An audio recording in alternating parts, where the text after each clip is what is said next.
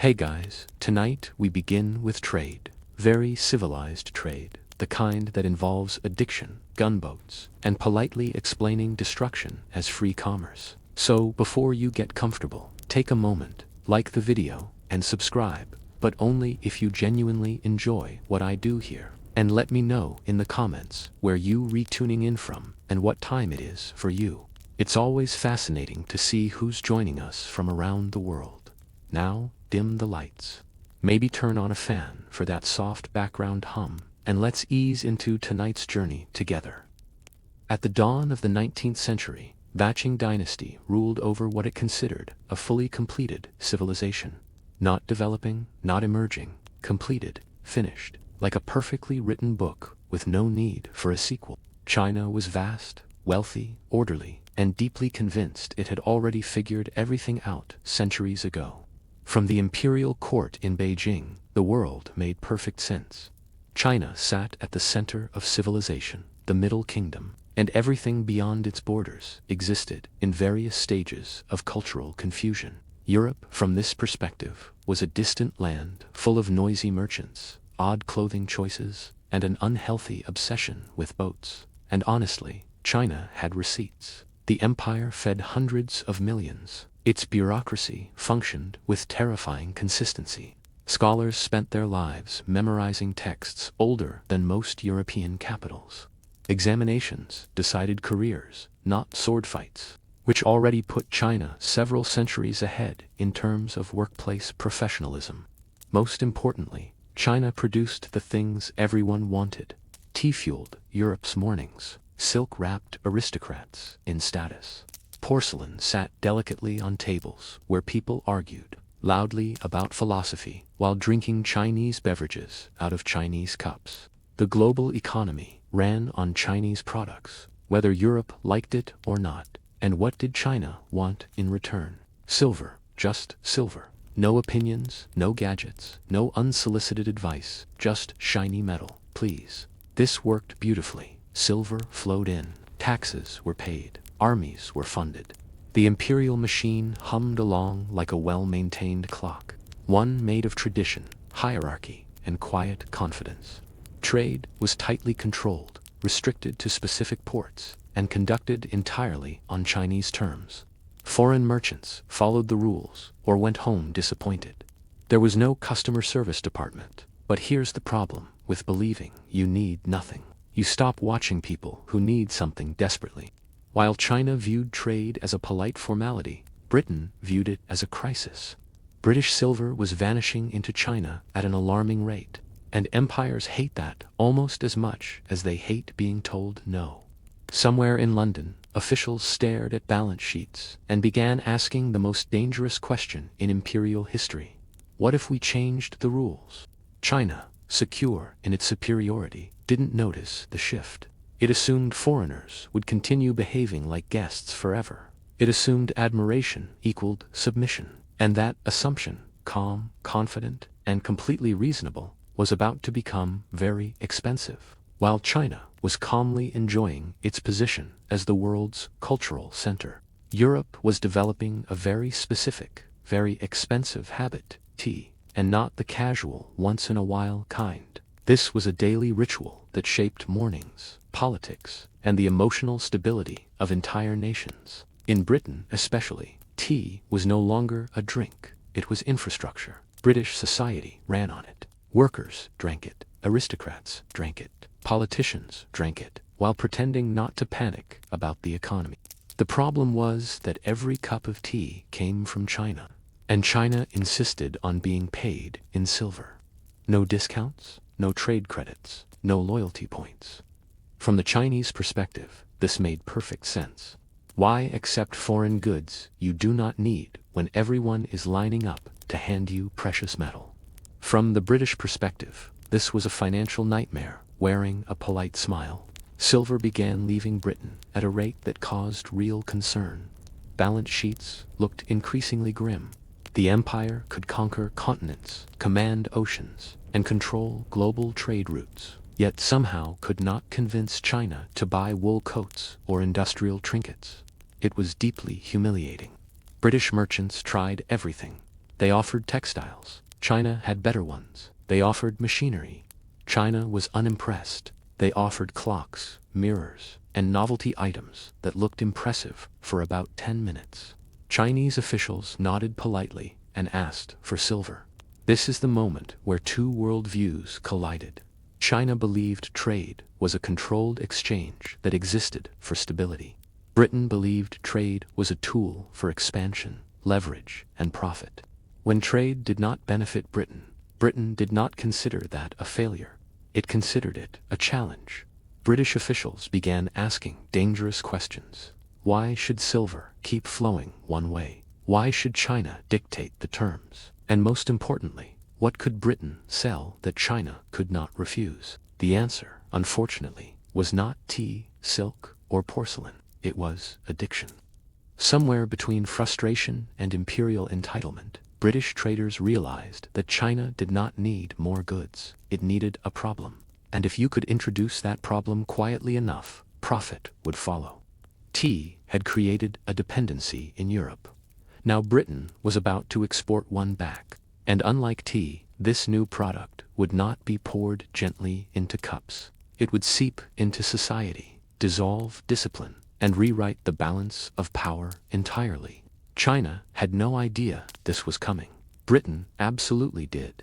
Once Britain accepted that China did not want its products, officials turned to the next stage of imperial problem-solving, creativity with a loose relationship to morality. If China refused to buy British goods, Britain would simply introduce something China did not yet realize it needed. And by needed, we mean would soon be unable to function without. Enter opium. Opium was not new to China. It had existed for centuries in limited medicinal and recreational use. What was new was scale. Britain, through its control of India, suddenly had access to massive opium production. Fields were planted, harvests were refined, supply chains were organized with impressive efficiency, and absolutely no concern for long-term consequences. This was not an accident. It was not a misunderstanding. It was policy. The logic was chillingly simple. Once people started using it regularly, demand would sustain itself. Best of all, it could be sold for silver, the exact resource Britain was losing to tea imports. The trade imbalance could be reversed, not by negotiation, but by dependency. To manage this operation, Britain relied on the British East India Company, an organization that functioned less like a business and more like a government that had accidentally discovered profit margins. It collected taxes, ran armies, administered territory, and now very efficiently sold narcotics to another empire.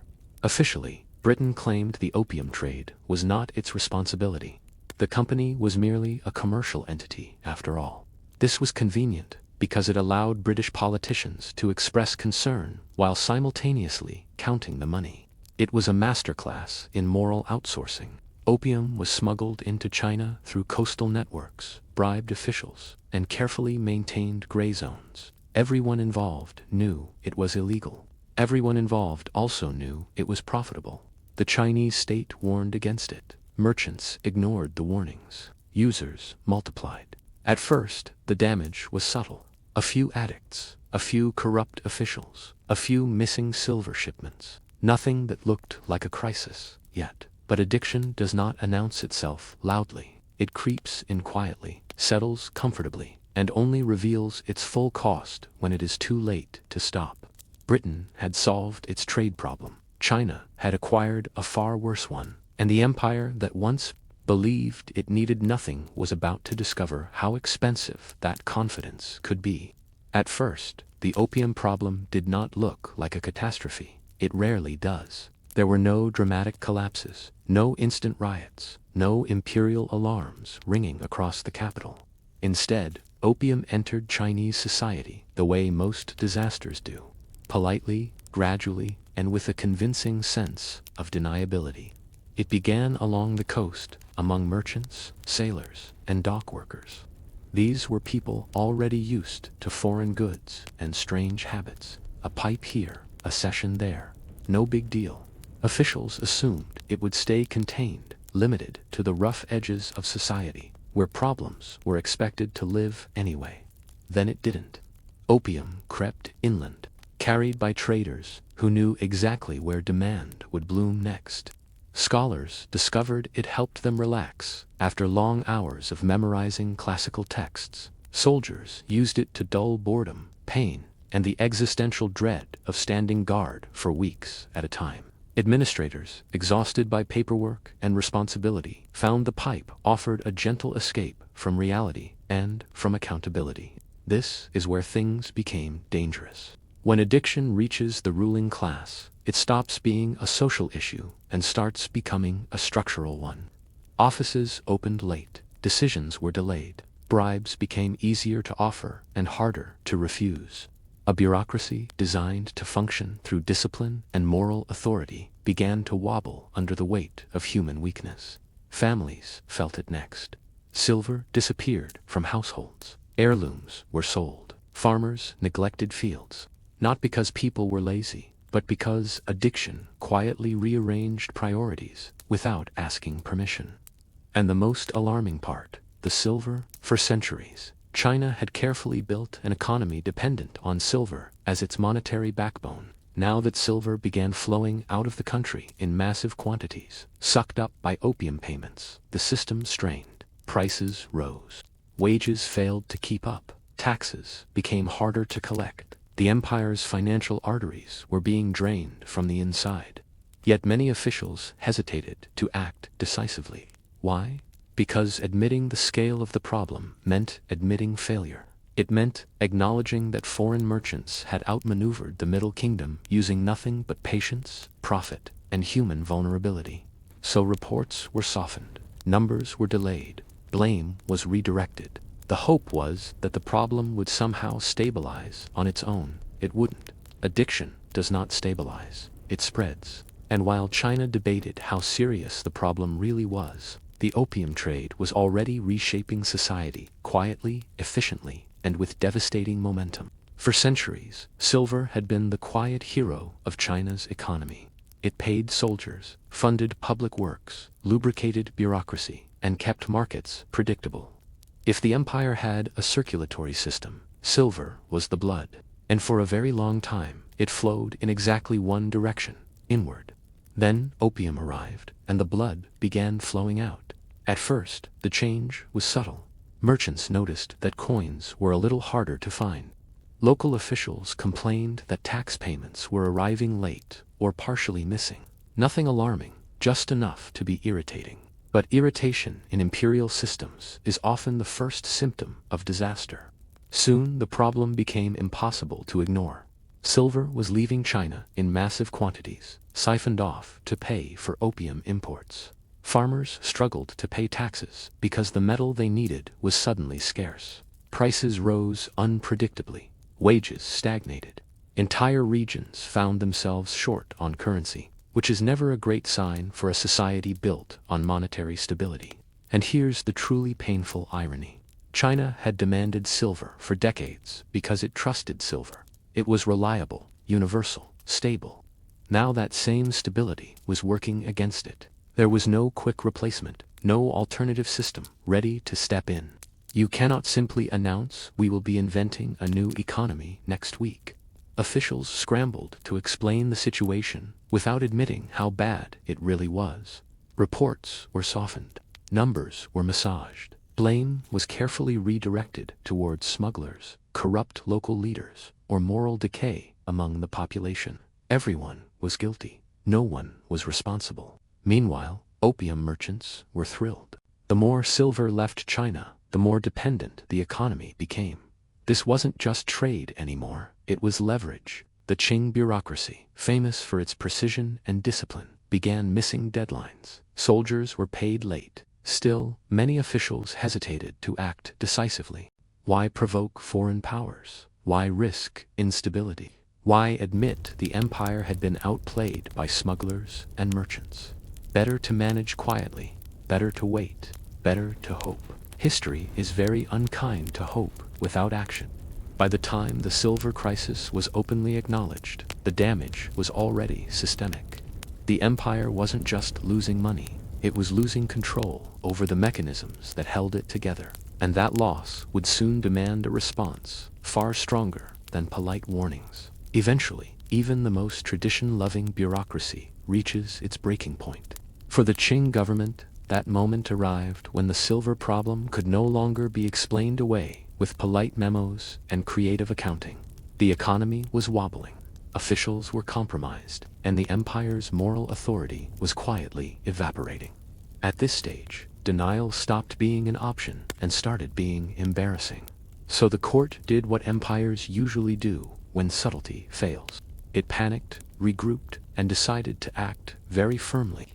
Opium was officially declared a serious national threat. Not a vice, not a bad habit, a full-scale crisis. Imperial edicts were issued banning its import, sale, and consumption. Officials were ordered to crack down on smugglers. Users were warned. Dealers were threatened. The message was clear. This was over. And for once, the government meant it. The Qing court appointed determined officials who actually intended to enforce the law, not just nod at it. Warehouses were searched. Smuggling networks were exposed. Coastal ports were inspected with an enthusiasm that smugglers found deeply inconvenient. Suddenly, the opium trade felt less like a clever business and more like a dangerous crime. The most dramatic moment came when massive quantities of confiscated opium were publicly destroyed. Tons of it.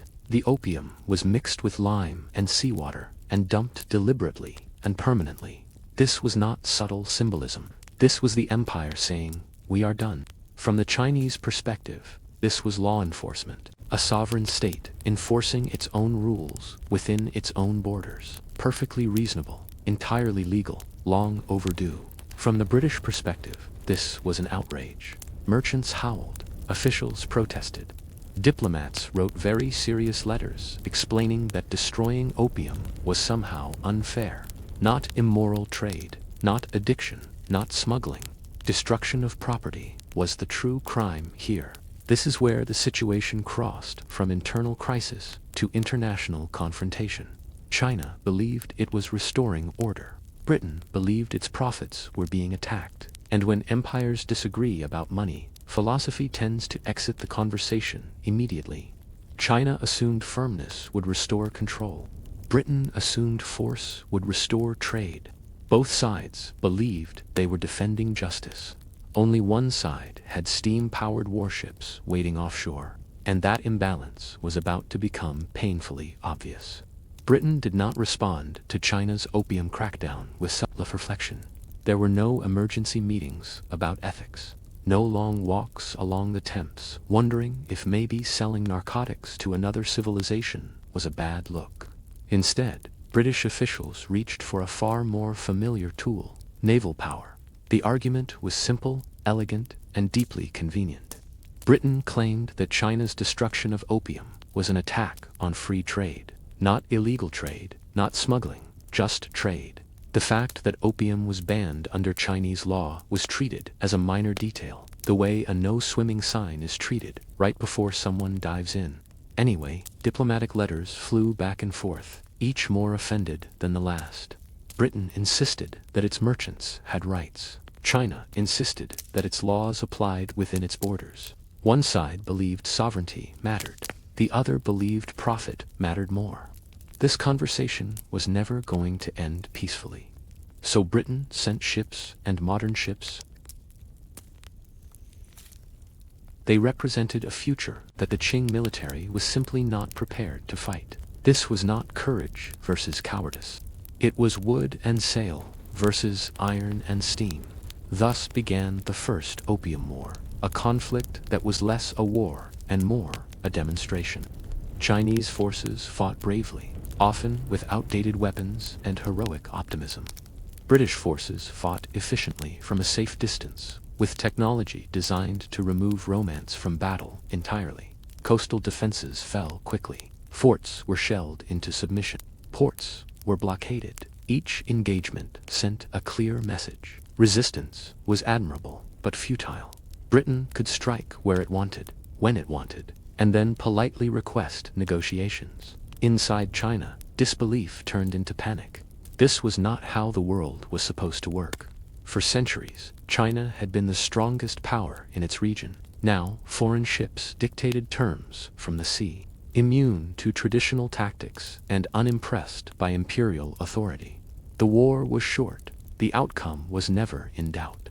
China sued for peace, not because it accepted Britain's arguments, but because continuing the fight meant national collapse. The lesson was brutal. The opium trade had not only weakened China internally, it had exposed the empire to a world that no longer played by its rules. And the real damage was only just beginning. When the war ended, it did not end with celebration, reconciliation, or mutual understanding. It ended with paperwork. Very expensive paperwork. The kind of paperwork written while cannons are still warm and politely pointed at your coastline. China agreed to peace not because it believed it had lost the argument, but because it had lost the ability to continue the conversation without cities being shelled. The resulting agreement was framed as a treaty.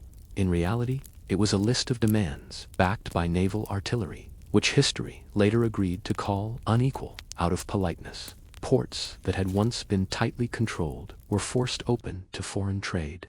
Tariffs once set by the Chinese state were now dictated externally. Foreign merchants gained legal protections that placed them beyond the reach of Chinese courts and territory.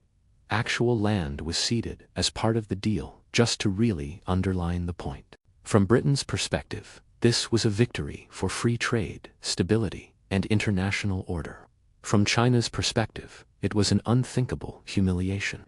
The empire that had managed foreign contact for centuries now found itself managed instead. Even worse, opium did not disappear. Despite all the talk of peace and regulation, the trade continued larger, faster, and more openly than before. The war had not ended the problem. It had legitimized it. Smugglers became businessmen. Illegal trade became tolerated trade. Addiction spread with less resistance than ever. Inside China, the psychological damage was immense. The state had enforced its laws, been punished for it, and emerged weaker than before. Officials were demoralized. The public was confused. If the government could not stop foreigners from selling poison within its borders, what exactly was it still in charge of? Trust eroded quickly. People began to whisper that the dynasty had lost the mandate of heaven, the traditional belief that justified imperial rule. Natural disasters, economic hardship, and foreign humiliation all fed the same conclusion. Something had gone terribly wrong at the top. And while the court tried to recover, to reform, to adapt, it did so under constant pressure. Foreign gunboats remained nearby. Merchants pushed for more access. Diplomats demanded further concessions. Peace had arrived, but it came with conditions, and every condition chipped away at sovereignty. The empire still stood, but it was standing on terms it no longer controlled. After the treaty, China did not suddenly collapse. That's important. Empires rarely fall dramatically in one clean moment. What China experienced instead was something far more exhausting. A slow, grinding loss of control disguised as international cooperation. The newly opened ports quickly became foreign islands on Chinese soil. Merchants arrived with legal protections that made them effectively untouchable by local authorities. If disputes arose, they were handled in foreign courts, under foreign laws, by foreign judges. China still owned the land technically, but authority had packed its bags and moved out. Chinese officials found themselves in an impossible position. They were responsible for order, but lacked the power to enforce it. They were expected to collect taxes, but tariffs were now capped by foreign agreement. They were meant to regulate trade, but trade no longer listened. It was governance with all the responsibility and none of the authority, the worst possible arrangement. Opium flowed more freely than ever. The war had sent a clear message to smugglers. Resistance was dangerous, but persistence was profitable. Addiction deepened. Entire neighborhoods hollowed out. Productivity continued to fall. Families that had survived generations slipped into poverty in a single decade. Foreign merchants, meanwhile, thrived. They built warehouses, offices, and enclaves that operated like miniature cities. These areas were cleaner, better supplied, and suspiciously well protected. Two Chinese observers, they looked less like trading posts and more like previews of a future they hadn't agreed to. And here's where the humiliation really sank in. Chinese scholars and officials knew what was happening. They weren't ignorant. They could read reports, track silver flows, and observe social decay. But knowing something is wrong does not automatically grant you the power to fix it, especially when fixing it might trigger another naval visit. So reform stalled. Caution replaced decisiveness. Every decision was weighed against one terrifying question. Will this provoke another war? Governance slowed to a crawl. Innovation became risky. Stability became fragile. The people noticed. Trust in the dynasty weakened further. Rumors spread. Secret societies gained followers. Religious movements promised salvation, justice, or at least explanations. When a state cannot protect its citizens from foreign pressure or internal decay, citizens start looking elsewhere for meaning. China was not yet collapsing, but it was leaking authority, confidence, and cohesion. And leaks, if ignored long enough, always become floods. Once an empire loses control over its borders, its trade, and its dignity, the next thing to go is usually internal peace. And China, exhausted from foreign pressure and economic strain, was about to discover that internal collapse is far messier than external defeat. The countryside began to feel the damage first. Farmers struggled with rising taxes and falling incomes. Silver was scarce, officials were desperate, and corruption became less a moral failure and more a survival strategy. When local magistrates squeezed harder, peasants did not respond with loyalty. They responded with resentment, the quiet, patient kind that eventually explodes. Banditry increased. Secret societies flourished. Groups formed promising justice, protection, or spiritual salvation. Some offered all three, which made them extremely popular.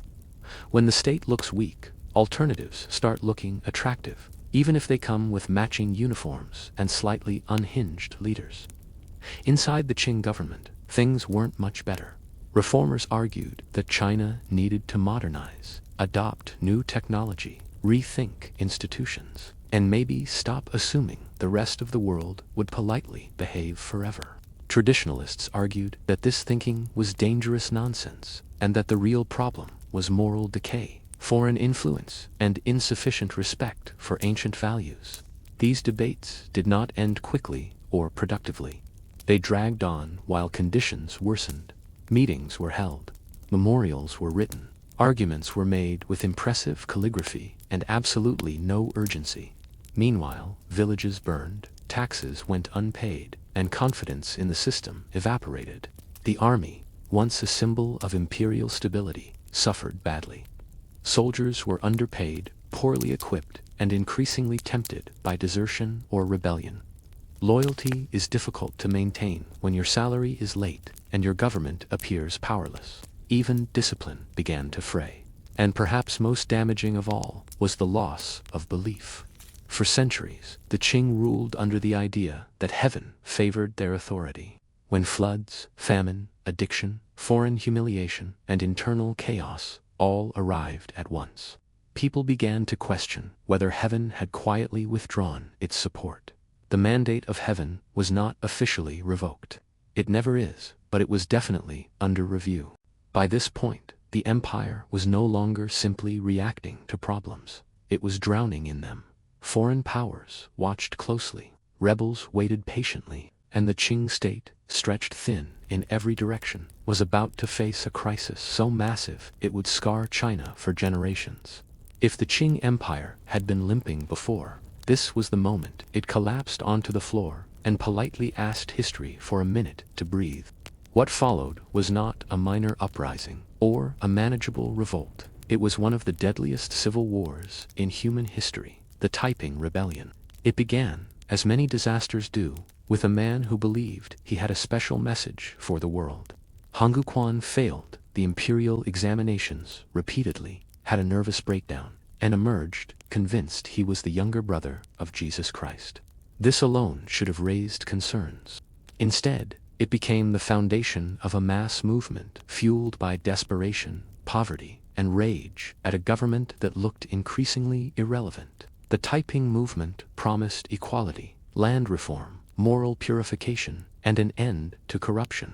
To millions of peasants crushed by taxes, addiction, and economic collapse, this sounded fantastic. To the Qing government, it sounded like the end of everything, which inconveniently it almost was. Entire provinces fell out of imperial control. Cities were captured, bureaucrats fled, armies defected or disintegrated. The rebellion established its own capital and ruled vast territories for years. This was no fringe uprising. This was an alternative state growing inside the empire like a second skeleton. The Qing response was chaotic and brutally expensive. Loyalist armies were raised, often funded by local elites rather than the central government. Foreign powers, smelling opportunity, offered assistance at a price. The empire that once dictated terms now relied on outside help to survive its own civil war, and the human cost was unimaginable. Millions died from combat, famine, disease, and displacement. Entire regions were depopulated. Agricultural systems collapsed. Trade routes vanished. Even after battles ended, the damage lingered like a permanent scar. By the time the rebellion was finally crushed, the Qing dynasty technically survived, but in the same way, a building survives after a fire. Standing, blackened, hollow, and structurally unsound. The rebellion did not cause China's collapse. It revealed it. Opium, foreign pressure, economic failure, and political paralysis had weakened the empire.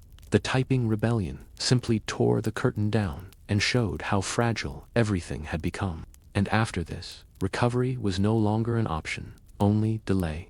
After the rebellion was crushed, the Qing Empire still existed, which under the circumstances felt like an achievement worth applauding politely. The dynasty remained on the throne. Officials returned to their desks, and the machinery of government creaked back into motion. On paper, the empire had survived. In reality, it was operating on borrowed time and borrowed confidence. The central government was exhausted. Financial reserves were gone. Military forces were depleted. Authority had been outsourced to local elites who now expected rewards for saving the dynasty. The emperor still ruled, but increasingly through negotiation rather than command. Never a comforting sign for an absolute monarchy. Foreign powers noticed immediately. China's weakness was no longer theoretical. It was visible, tangible, profitable. Western nations pushed for more access, more ports, more rights, and more exemptions. Each demand was framed as reasonable.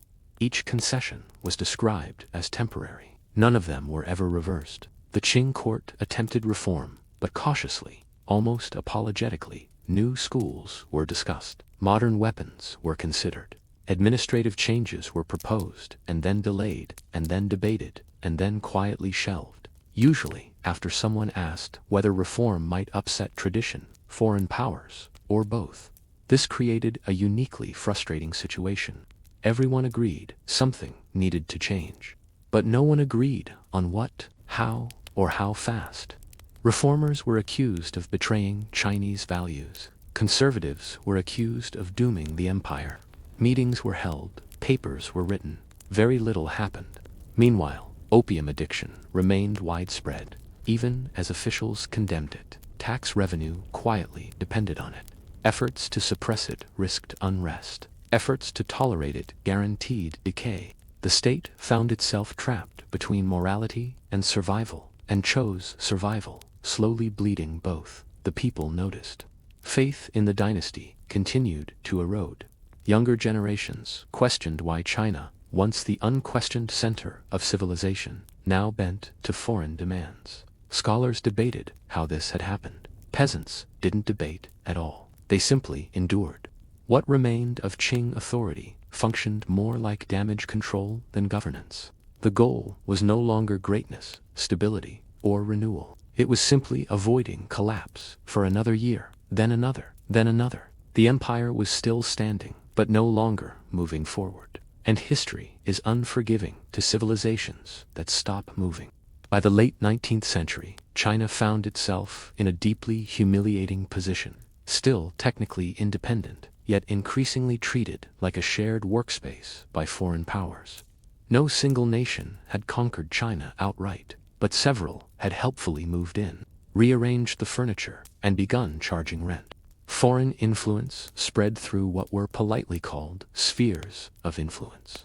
Different powers claimed economic privileges in different regions, building railways, controlling mines, managing ports, and dictating trade terms. China still had emperors, officials, and laws, but they operated in a landscape where key decisions required foreign approval, or, at the very least, foreign tolerance. This arrangement was disastrous for sovereignty and confusing for everyone involved. Chinese officials were expected to maintain order in cities where foreigners answered only to their own courts. A Chinese magistrate could arrest a local citizen, but not a foreign merchant. Imagine being responsible for public safety while half the population is legally untouchable. Authority does not thrive under those conditions. Economically, the damage deepened. Profits flowed outward. Infrastructure served foreign trade more than local needs. Chinese workers labored on projects that benefited outsiders, often under harsh conditions. The empire was no longer extracting value from its territory. It was watching value leave in an orderly, well-documented fashion. And yet, there was no dramatic moment of collapse, no final battle, no triumphant invasion, just a constant series of concessions, negotiations, and humiliations that wore the system down. Each agreement was described as temporary. Each compromise was framed as necessary. Together, they formed a permanent state of weakness. Reformers inside China grew more desperate. Some called for rapid modernization. Others demanded a return to tradition. A few suggested combining both, which pleased absolutely no one.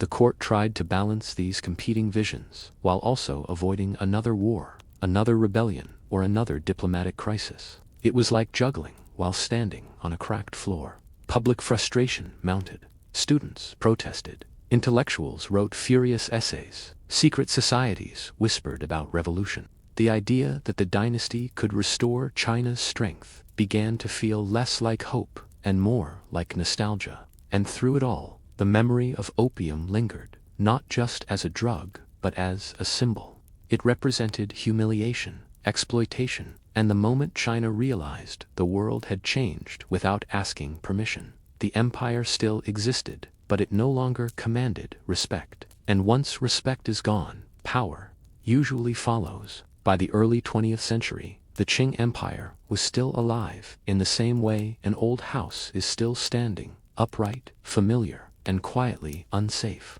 There were no dramatic invasions sweeping across the capital. No single enemy delivered the final blow. Instead, the dynasty unraveled through exhaustion, loss of trust, and the creeping realization that no one truly believed in it anymore. The court attempted last-minute reforms with the energy of someone realizing the exam is tomorrow, and the textbook is still wrapped in plastic. New schools were introduced. Military modernization was discussed. Constitutional ideas were cautiously floated and then immediately surrounded by anxiety. Every reform felt both necessary and terrifying. Change might save the empire, but it might also finish it off. Officials hesitated. Delay became policy. Meanwhile, foreign influence was no longer shocking. It was normal. Foreign banks, railways, and concessions were part of daily life. Chinese citizens grew up in a country where outsiders enjoyed special privileges and local officials enforced rules they could not fully control. This wasn't just humiliating, it was corrosive. The people stopped expecting leadership from the dynasty. Loyalty turned into indifference. Indifference turned into frustration. Frustration slowly hardened into something far more dangerous. Readiness. Students organized. Intellectuals argued openly about revolution. Soldiers questioned why they should defend a system that could not pay them on time or protect national dignity. When authority dissolves quietly, rebellion does not need to shout, it just needs to wait. And the dynasty had no answer left. The emperor remained. Ceremonies continued, and the bureaucracy still stamped documents with impressive seriousness. But belief, the invisible glue holding the system together, had vanished. The mandate of heaven was never officially revoked. It simply stopped being mentioned, which was far worse. When revolution finally came, it felt less like a storm and more like gravity. Provinces declared independence. Officials defected. The imperial center realized too late. The Qing dynasty fell not because it was conquered, but because it was abandoned. Opium had not destroyed the empire alone, but it had weakened society, drained the economy, invited foreign domination, and exposed every vulnerability at once. It turned confidence into complacency and strength into inertia. By the time the end arrived, no one was surprised, only tired. Looking back, the fall of China's greatest empire feels tragic, not because it was inevitable, but because so much of it was avoidable. The Qing dynasty did not collapse because its people were weak, uneducated, or incapable. It collapsed because it faced a rapidly changing world with an old set of assumptions. And by the time those assumptions were challenged, the damage was already done. Opium did not destroy China in a dramatic, cinematic way. There was no single night when everything fell apart. Instead, it worked slowly, patiently, almost politely. It weakened bodies. It drained silver. It corroded trust. It softened resistance. By the time the empire realized what was happening, it was no longer fighting one problem. It was fighting all of them at once. Foreign powers did not need to conquer China outright. They simply waited. They watched as addiction hollowed out society, as trade imbalance flipped direction, as reforms stalled under fear and indecision. When they applied pressure, they found a system already tired, already divided, already unsure of itself. And here's the uncomfortable truth. The opium trade succeeded, not just because Britain was aggressive, but because it understood something brutal about power. Power does not always need armies. Sometimes it just needs leverage, economic, social, psychological. Opium was leverage in its most cynical form. The Qing court believed stability was strength. In many eras, it had been, but in this one, stability without adaptation became stagnation. The empire tried to preserve order while the world rewrote the rules. It tried to manage foreign contact instead of understanding it. It tried to outweight change. History does not wait. And yet, there is something quietly admirable in how long China endured. Despite humiliation, rebellion, addiction, and foreign pressure, Chinese society did not disappear. It absorbed the shock. It fractured, suffered, and eventually rebuilt. The empire fell, but the civilization did not, which is more than many empires can say. If there is a final lesson here, it is this. No civilization collapses because of a single vice or a single enemy. Collapse happens when confidence turns into complacency, when power stops questioning itself, and when problems are allowed to grow quietly because confronting them feels uncomfortable. Opium did not just poison bodies, it exposed weakness. And once weakness is visible, the world moves in. That is how China's greatest empire fell. Not with a final battle, but with a long, exhausted exhale. Amelia Earhart was not born into the sky. She was born into a world that very clearly told her to stay on the ground. Late 19th century America had firm ideas about what girls were meant to become, and none of them involved engines, windburn, or altitude. But even as a child, Amelia treated those expectations like loose suggestions rather than rules. She grew up climbing trees, building crude homemade roller coasters, and collecting newspaper clippings about women who dared to do unusual things, while other girls were encouraged toward manners and marriage. Amelia was busy breaking things, fixing them, and wondering how far she could push herself before the world pushed back. The sky, at this stage, was still just an idea, but the instinct was already there.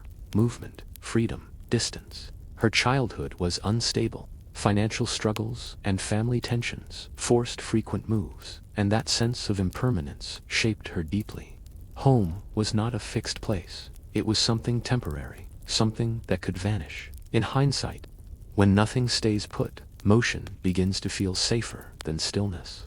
Amelia was intelligent, observant, and quietly rebellious. She did well in school, but never fully accepted the roles handed to her. She worked as a nurse's aide during the First World War, caring for wounded soldiers and witnessing firsthand what machines and modern warfare could do to the human body. It was here, surrounded by broken men and broken systems, that her sense of purpose sharpened. Life was fragile, time was limited, comfort was optional. Her first real encounter with aviation came not as a dramatic revelation, but as a slow burn. She saw planes at fairs, heard their engines, watched them wobble into the sky like stubborn insects. Early aircraft were loud, unreliable, and dangerous, which meant they were also perfect. They were not polite machines. They demanded courage, money, and mechanical understanding, all things women were told they lacked. Amelia saved obsessively, worked relentlessly, and ignored the raised eyebrows. She was not chasing glamour. She was chasing space, physical and psychological, in a world that kept shrinking women down. Long before she ever flew solo across an ocean, she had already made her most important journey, deciding that the ground was optional. Amelia Hayhart did not step into aviation through an open door. She forced her way in through a side entrance, unpaid, uncelebrated, and largely unwanted. Flying in the early 1920s was expensive, dangerous, and dominated by men who believed gravity was sexist, and ambition even more so. Amelia did not argue with them. She simply learned to fly anyway. Her first flight as a passenger was brief and unromantic. The plane rattled, the wind roared, and the pilot probably did not care whether she enjoyed herself. But something clicked. Not AW, not fear, recognition. This was what she had been looking for. Not beauty, but control. The ability to lift yourself out of the ordinary world using skill and nerve alone. Flying lessons were brutally costly, so Amelia did what she always did. She worked. She took whatever jobs she could find, lived modestly, and treated every dollar as a future minute in the air. Her instructor was a woman, an exception in itself, and the lessons were practical rather than poetic. There was no romance in learning to land without dying, just repetition, discipline, and mistakes you survived long enough to correct. Early planes were unforgiving machines. No insulation, no comfort, barely any instruments. The cockpit was open to the elements, and the engine sat inches away, vibrating like it might detach out of spite. Pilots dressed for cold, not elegance. Goggles, scarves, leather, not for style, but for survival. This was not freedom without cost. It was freedom paid in bruises, fear, and constant risk. Amelia learned quickly, but she also learned realistically. She understood that talent alone would not carry her forward. Aviation required money, sponsorship, and publicity. Records mattered. Headlines mattered. If she wanted to stay in the air, she would have to become visible on the ground. This was a compromise she accepted, though never comfortably.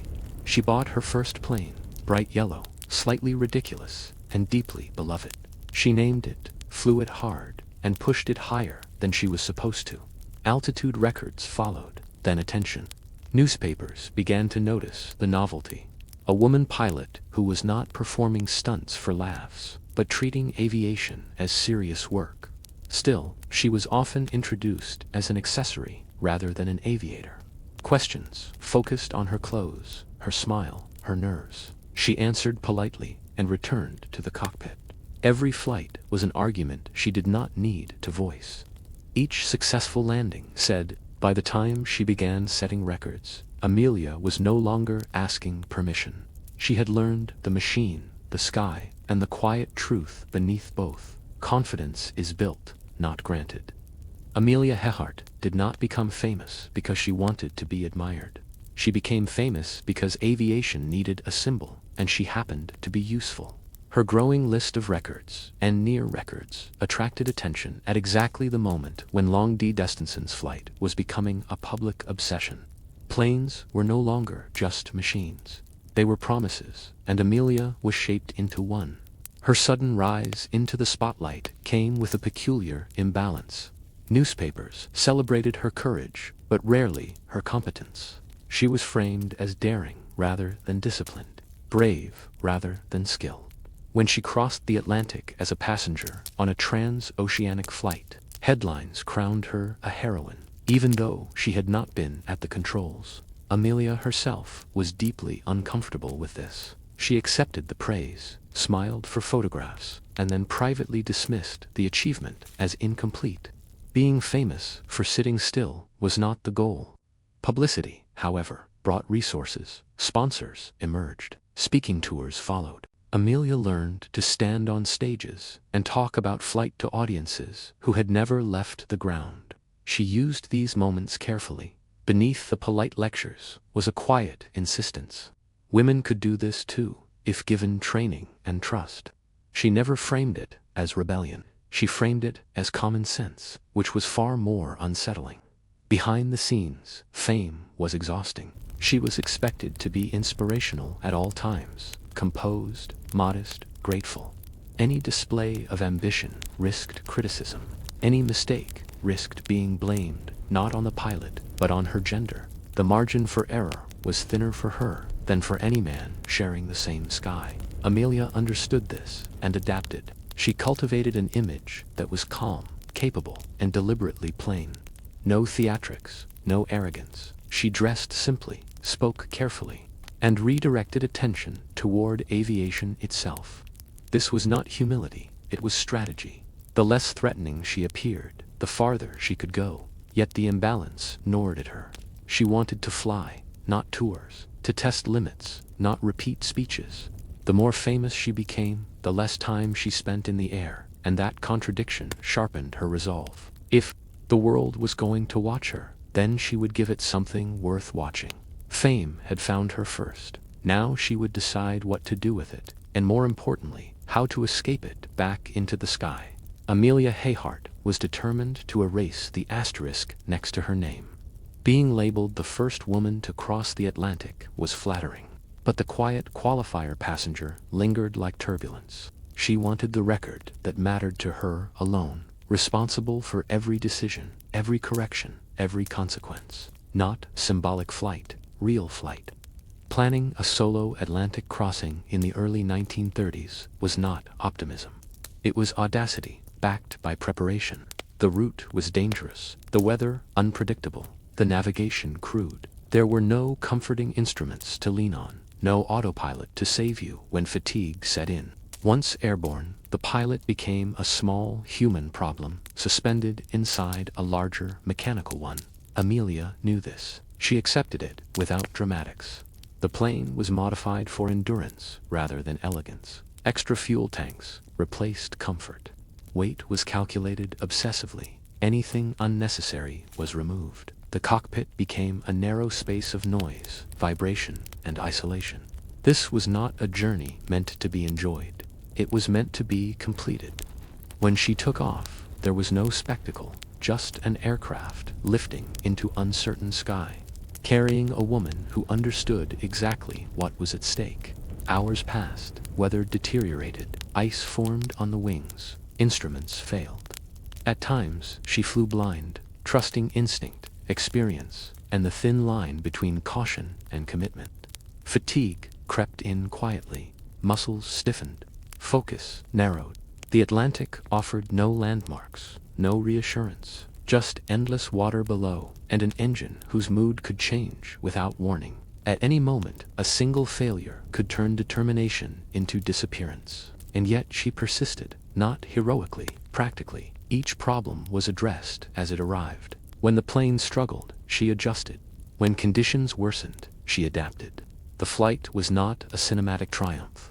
It was a sustained act of competence under pressure. When she finally landed on the far side of the ocean, there was relief rather than celebration. The record was hers now, undeniable, unqualified. She had done what she set out to do, not to prove a point to critics, but to herself. The world responded with applause, parades, and headlines. Amelia accepted them politely, but the real victory had already happened in the air where no audience could interfere. She had taken full control of the aircraft, the narrative, and the meaning of her own ambition. Amelia Hayhart emerged from her Atlantic triumph with something more complicated than victory. She was no longer just a skilled aviator. She had become a symbol, whether she liked it or not. The public saw freedom, progress, and modernity stitched neatly into a leather jacket. Amelia saw a responsibility she had not actively sought, but refused to waste. With recognition came influence. Invitations arrived from universities, aviation groups, and political organizations. She accepted many of them, not out of obligation, but because she understood leverage when she saw it. If people were going to listen to her, she would say something useful.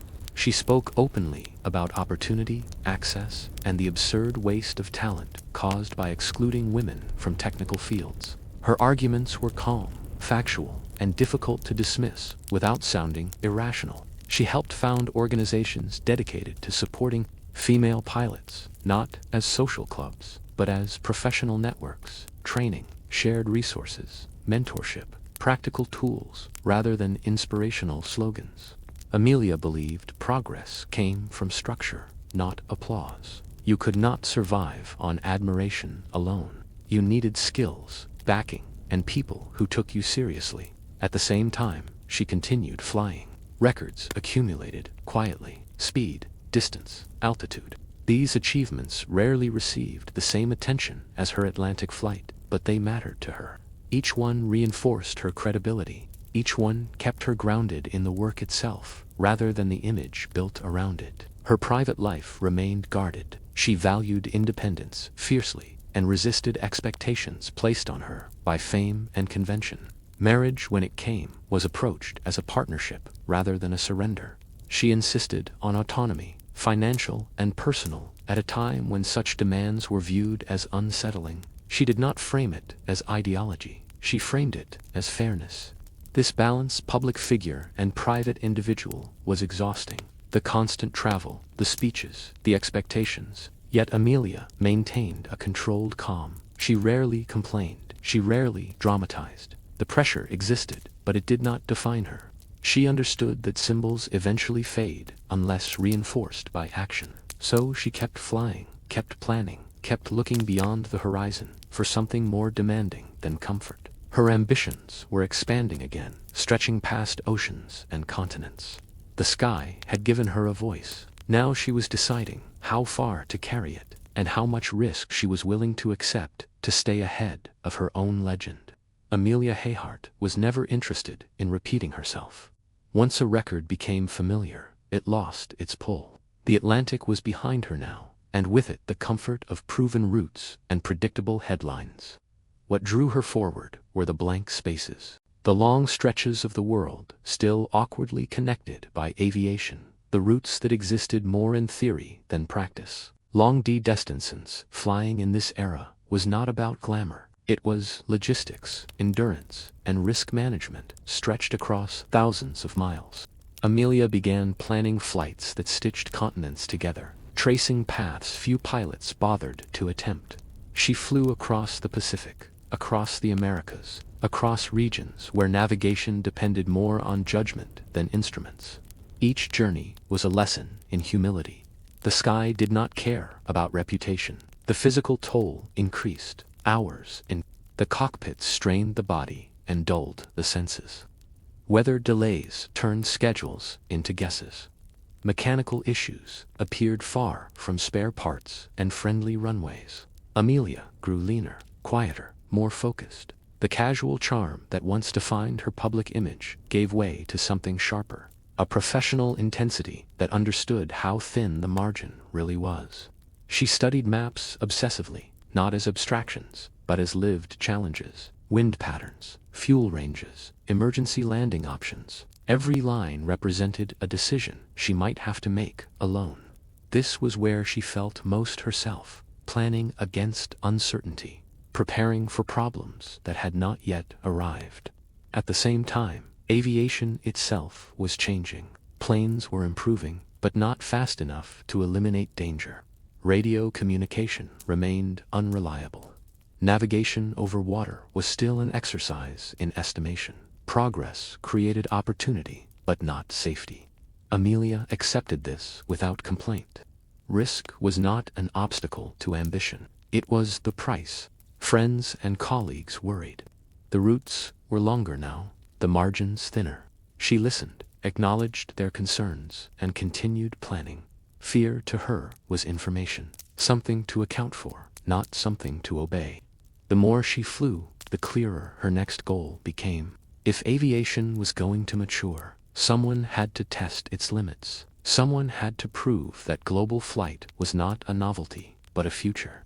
And if the world insisted on watching her, then she would give it one last unmistakable line across the map, even if that line ran straight through the most unforgiving skies on Earth.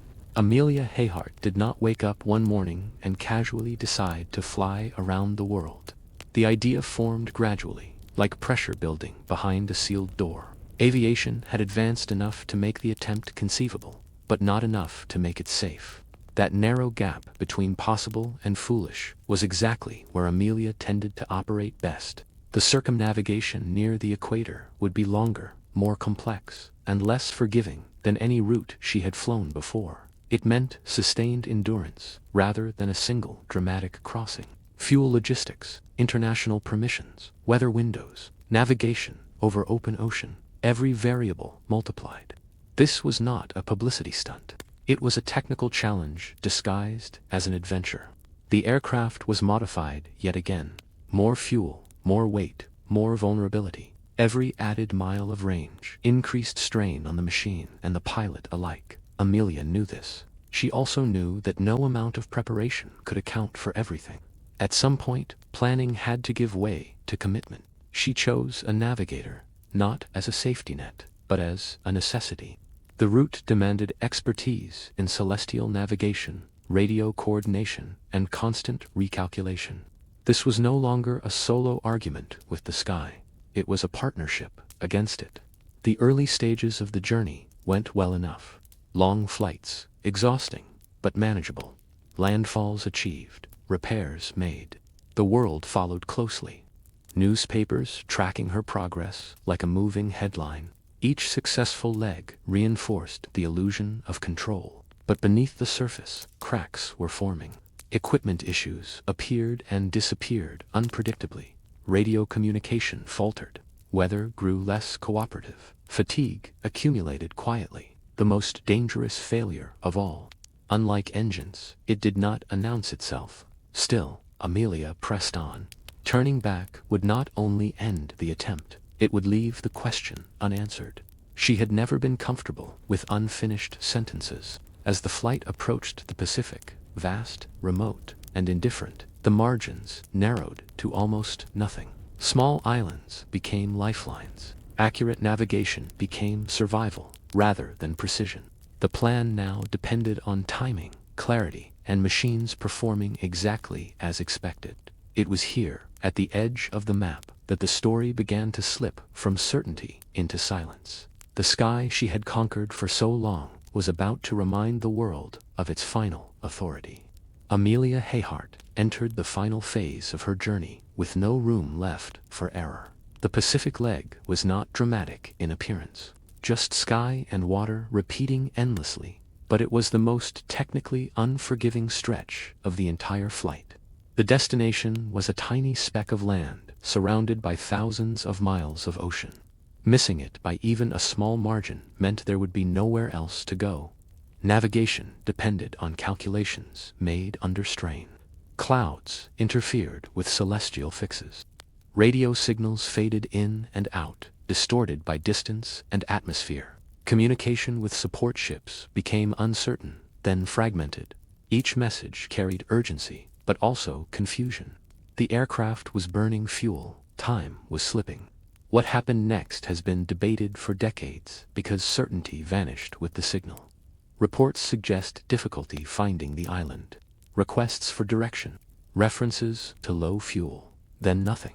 No final declaration. No confirmed position. Just silence. Abrupt and absolute.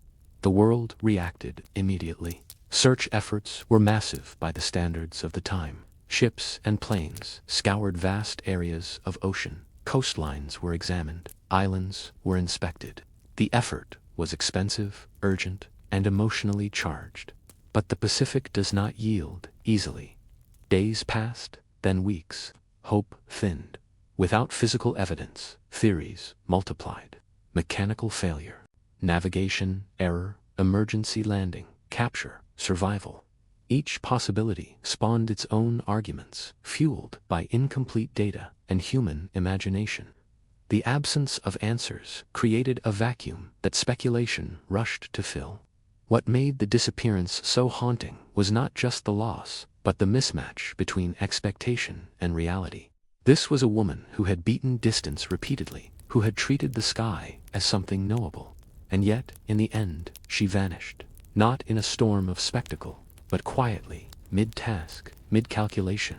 There was no heroic final image, no confirmed last words, just the unresolved space between effort and outcome. The disappearance did not erase her achievements, but it altered how they were remembered. The narrative shifted from mastery to mystery. The aviator became a question mark, suspended somewhere between legend and logistics. The silence over the Pacific was not dramatic. That was precisely why it endured. It reminded the world that even the most disciplined preparation could still end without resolution, and that the sky, no matter how familiar, never truly belonged to anyone. Amelia Hayhart did not disappear from history when her plane vanished. In many ways, that moment fixed her in place permanently. The unanswered ending ensured that her life would never be neatly concluded, never filed away as a completed chapter. Instead, it remained open, inviting interpretation, debate, and projection. Searches eventually ended, but interest never did. Decades passed, and new technologies, new expeditions, and new theories continued to chase the same question across the same ocean. Each generation brought fresh confidence that it would finally solve the mystery. None did. The absence of certainty became part of the story itself, yet focusing solely on the disappearance risks missing the larger truth. Amelia Hayhart's significance was not rooted in how her life ended, but in how deliberately she lived it. She treated ambition as a discipline rather than a spectacle. She prepared, calculated, adjusted, and accepted risk without romanticizing it. That mindset. Persistence under pressure is harder to mythologize than a dramatic crash, but far more instructive. Her impact on aviation was practical. She proved that long-distance flight was not reserved for a narrow type of person. She expanded who could be imagined in a cockpit, not through slogans, but through logged hours and completed routes. Organizations she helped establish continued to support pilots long after headlines faded. Structures outlived stories. Culturally, she became a shorthand for independence, not because she rejected society outright, but because she navigated it on her own terms. She understood how systems worked and where they could be bent. She used visibility strategically, then returned to the work. That balance is easy to admire and difficult to replicate. The mystery surrounding her disappearance often overshadows her competence, but it does not diminish it. If anything, it reinforces the central lesson of her life. Progress happens at the edge of certainty, where outcomes are not guaranteed. Amelia Hayhart did not seek immortality. She sought movement, distance, and mastery.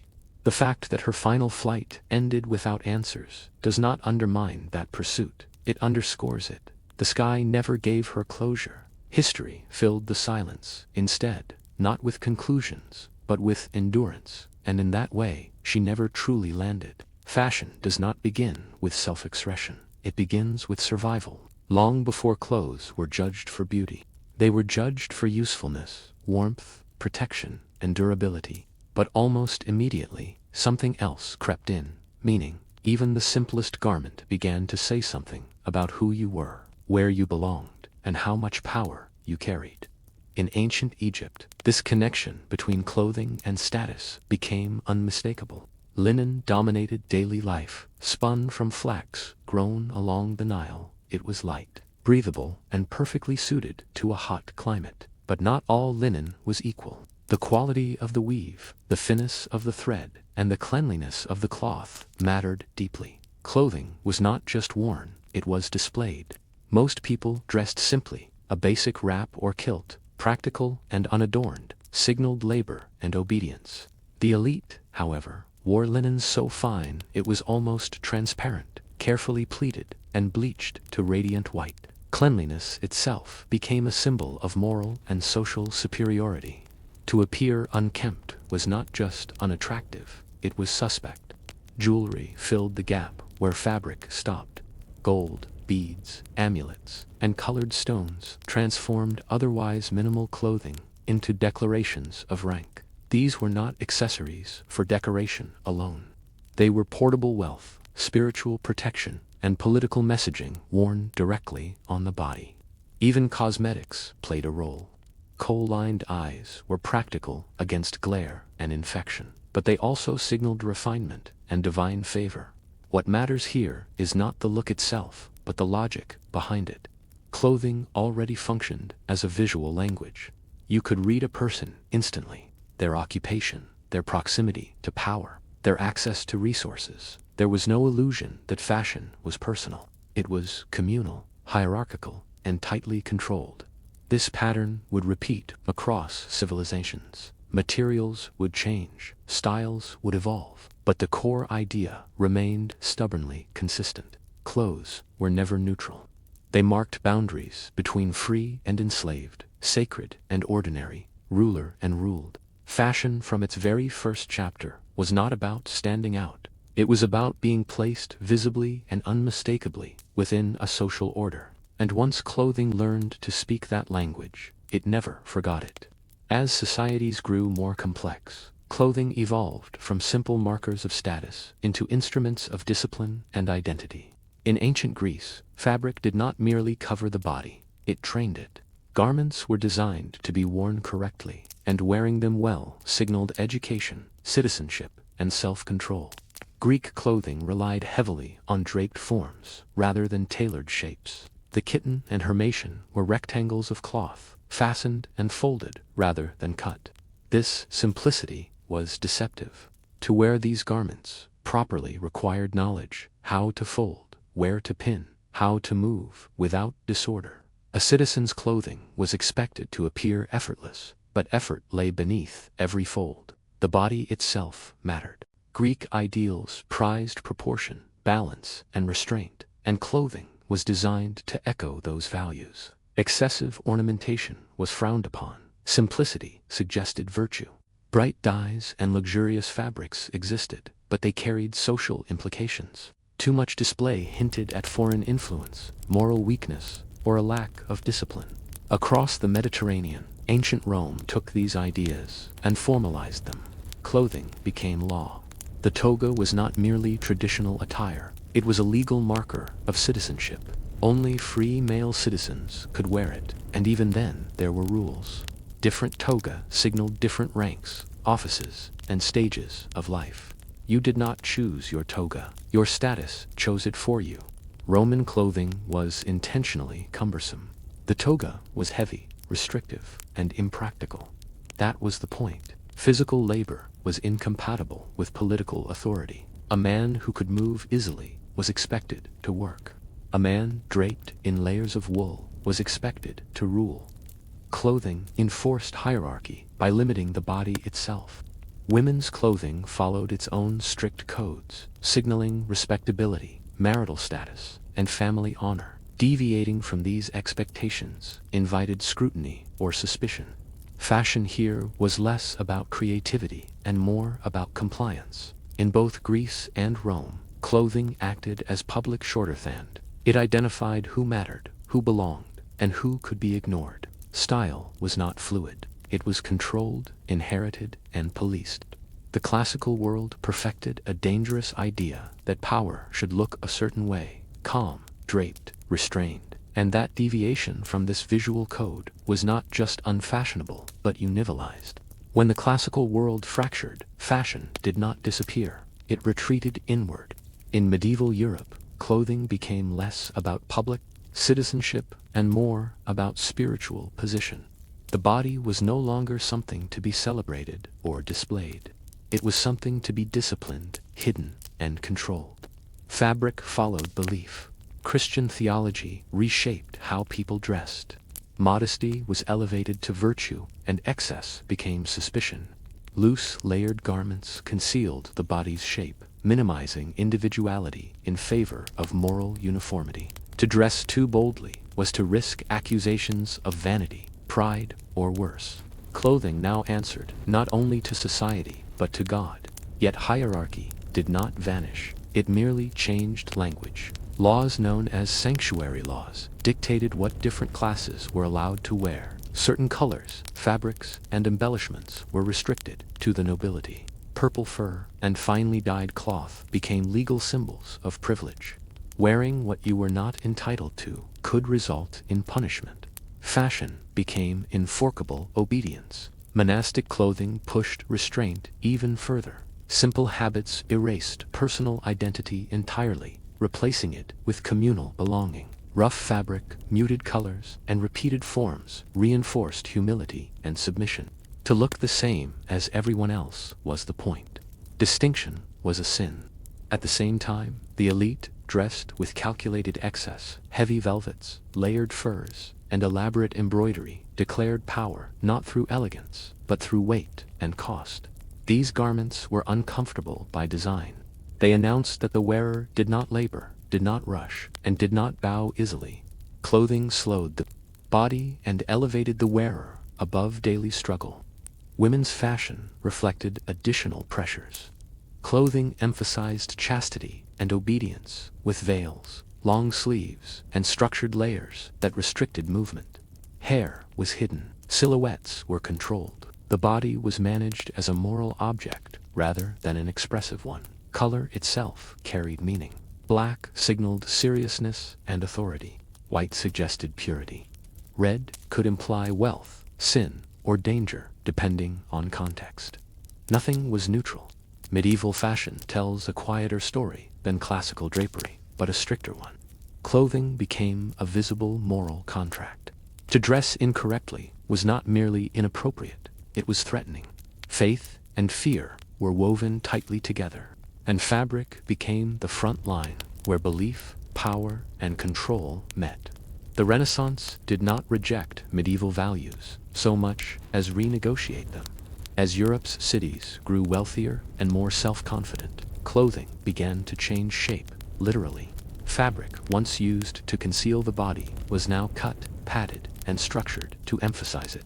Fashion turned outward again, and the human form returned to the center of attention.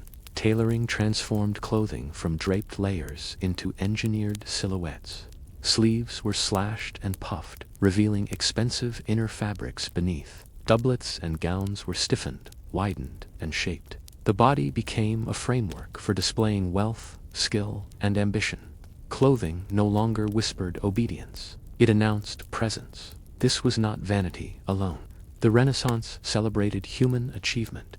Art, science, politics, and fashion mirrored this confidence. To dress well was to declare participation in a new world driven by intellect and enterprise, rather than pure inheritance. Merchants dressed like nobles. Nobles dressed to stay ahead of merchants. Fashion became competitive. Fabric itself grew more elaborate. Silk, velvet, brocade, and lace flooded European markets, fueled by expanding trade routes. Colors deepened as dye technology improved. Rich reds, blues, and greens became attainable for those with money, not just titles. Wealth began to challenge birthright, yet control remained. Some two laws persisted, struggling to keep up with social change. Clothing exposed tension between tradition and mobility. The law tried to freeze society in place. Fashion kept moving. Men's clothing emphasized authority and structure. Broad shoulders, narrow waists, and stiff collars created a commanding silhouette. Power was built into the garment itself. Women's fashion followed a different logic. Corsets and bodices reshaped the torso into idealized forms, enforcing beauty through restriction. Clothing celebrated the body while simultaneously controlling it. Accessories multiplied. Hats, gloves, ruffs, and jewelry completed the performance. Every detail was intentional. Nothing was accidental. The Renaissance also elevated the artist and the tailor. Craftsmanship became visible. Clothing was no longer just worn. It was admired as a technical achievement. Skill itself became fashionable. In this era, fashion became personal again, but not free. It reflected ambition, anxiety, and competition in equal measure. The body returned to view, but only after being disciplined, reshaped, and turned into a statement. The Renaissance dressed the human figure as a work of art, impressive, constrained, and constantly judged. As Europe moved into the early modern period, fashion became louder, heavier, and far less subtle. Clothing was no longer just about wealth or refinement. It became a political instrument. Nowhere was this clearer than at the royal courts, where dress was transformed into spectacle and authority, stitched itself into every seam. At the center of this transformation stood Louis XIV, who understood something crucial. Power must be seen to be believed. At his court, fashion was tightly controlled, extravagant, and deliberately impractical. Towering wigs, embroidered coats, silk stockings, and heeled shoes turned the male body into a moving display of dominance. These clothes restricted movement on purpose. A king who could barely walk did not need to run. Court dress became a uniform of obedience. Nobles were expected to appear in specific styles, colors, and fabrics, all regulated by royal taste. To fall behind in fashion was to fall behind politically. To be excluded from court dress was to be excluded from influence. Clothing functioned as social surveillance. Women's fashion reached new extremes. Dresses widened into architectural forms supported by layers of unstructure. Movement became slow, ceremonial, and controlled. The body was less a person than a platform for displaying wealth, lineage, and alliances. Comfort was irrelevant. Visibility was everything. Luxury materials dominated. Silk, lace, gold, thread, and imported dyes. These were not simply expensive. They were intentionally wasteful. Excess proved abundance. The ability to wear something impractical demonstrated that labor was someone else's problem. This era also solidified fashion's relationship with imitation. Courts across Europe copied each other obsessively. Style traveled faster than armies. To dress like the French court was to signal sophistication and power, even when the wearer had neither. Fashion here was no longer just personal or cultural. It was administrative. It organized hierarchy, enforced loyalty, and made inequality visible. Clothing told everyone exactly where they stood. The theater of power reached its peak in fabric and form. Fashion was no longer about protecting the body or celebrating it. It was about overpowering it, transforming human figures into symbols that could be read instantly and obeyed without question. The explosion of excess eventually provoked its opposite. When political revolutions shook Europe, fashion changed with them quickly, aggressively, and with intent. Clothing became a declaration of ideology. What you wore now announced not just wealth, but allegiance. In late 18th century France, luxury became dangerous. Silk, lace, and powdered wigs, once symbols of refinement, turned into liabilities. They marked the wearer as complicit in inequality. Fashion reversed course almost overnight. Simplicity became virtue. Restraint became power. Men abandoned ornate court dress in favor of dark coats, plain trousers, and practical shoes. This was not modesty for comfort's sake. It was visual politics. Clothing modeled seriousness, rationality, and moral equality. The decorated body was suspect. The restrained body was trustworthy. Women's fashion shifted, too, drawing inspiration from classical antiquity. High-waisted gowns, light fabrics, and minimal ornamentation replaced heavy structures. The look suggested naturalness and freedom, even as social expectations remained strict. Fashion promised liberation more readily than it delivered it. Color became ideological. Bright hues associated with aristocracy fell out of favor. Neutral tones communicated virtue and discipline. To dress plainly was to claim moral superiority over the fallen elite. Clothing became a public argument. Beyond France, industrialization accelerated these changes. Mass production made clothing cheaper and more accessible. Fashion was no longer confined to courts and cities. It spread into factories, offices, and streets. The suit emerged as a uniform of professionalism, efficiency, and authority. Its clean lines concealed class differences while quietly reinforcing them. Gender distinctions hardened. Men's fashion narrowed into repetition. Women's fashion remained expressive but constrained. Balancing ornament with social control, dress codes emerged, formalizing respectability through fabric. This era redefined rebellion. You no longer needed access to signal power. You needed restraint, control, uniformity. The most radical thing you could wear was something that refused spectacle. Fashion once again mirrored society's anxieties. As political structures shifted, clothing absorbed the shock. It simplified, standardized, and disciplined the body anew. The revolution did not free fashion, it repurposed it. Clothes stopped performing monarchy and started performing modernity, serious, rational, and quietly authoritative. As the 19th century progressed, fashion tightened its grip on the body once again. Not through spectacle, but through morality. Industrialization transformed how clothes were made, sold, and worn. At the same time, social values hardened around respectability, discipline, and visible self-control. Clothing became a moral surface. Factories flooded cities with affordable garments. Ready-made clothing replaced bespoke tailoring for much of the population. Fashion accelerated. Trends spread faster. Uniformity increased. But this accessibility came with rules.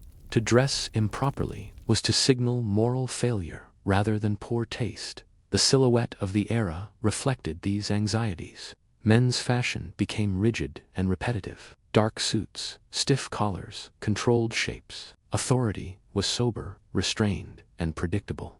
Individuality was discouraged. Seriousness became the ideal. To dress loudly was to lack discipline. Women's fashion told a more complicated story. The body was reshaped dramatically through corsets, bustles, and layers of structure.